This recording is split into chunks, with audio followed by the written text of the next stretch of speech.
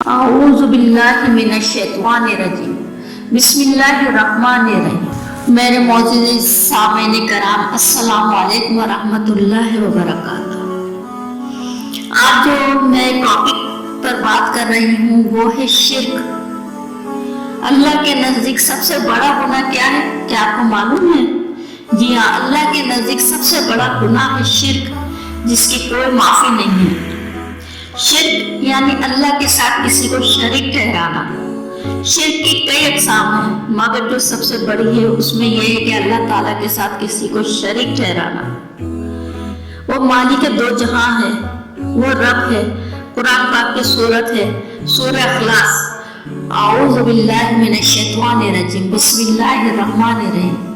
قل هو اللہ احد اللہ الصمد لم یلد ولم یولد ولم یکن لہ کفوا احد۔ اے نبی فرما دیجئے کہ وہ اللہ ایک ہے، اللہ سب سے بے نیاز ہے، نہ وہ کسی کا باپ ہے اور نہ کوئی اس کا بیٹا اور نہ کوئی اس کا ہمسر ہے۔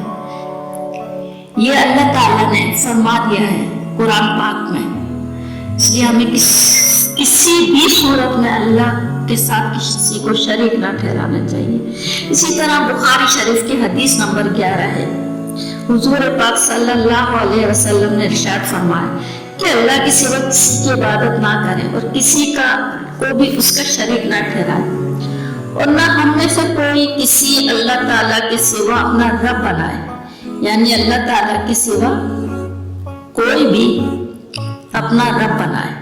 ایک اور جگہ قرآن پاک کی سورت یونس ہے، جو قرآن پاک کی سورت نمبر 18 ہے، اس میں لکھا ہے، ارشاد فرمائے یہ لوگ اللہ کے سوا ان کی پرستش کر رہے ہیں، نہ تو ان کو نفع پہنچا سکتے ہیں اور نہ ان کو نقصان، اور یہ کہتے ہیں کہ اللہ کے ہاں ہمارے سفارشی ہیں یہ لوگ۔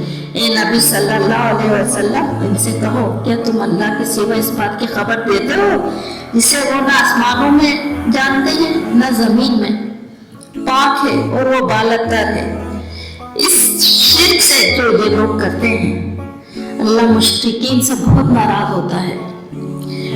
ہمیں چاہیے کہ ہم دعا کیا کریں اور کوشش کیا کریں کہ اللہ تعالیٰ ہمیں بھی اور ہماری اولاد کو بھی شرک سے بچائے۔ شرک بہت بڑا گناہ ہے جس کی کوئی معافی نہیں ہے۔ انشاءاللہ اس ٹاپک پر پھر آپ سے تفصیل کے ساتھ بات کریں گے۔ زندگی رہی تو پھر ملاقات ہوگی، جب تک کے لیے اللہ حافظ۔ اپنا اور اپنے سے مخلص لوگوں کا خیال